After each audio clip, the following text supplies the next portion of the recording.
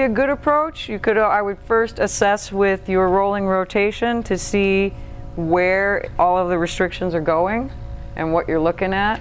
Then I would do a little twisting, then some reverse friction, because it's a pretty intense approach. And again, I grip my cup differently every time, shifting that around so you don't get parking and manipulating. I did show you that on her glute where I had it parked over her joint, but I did not name it.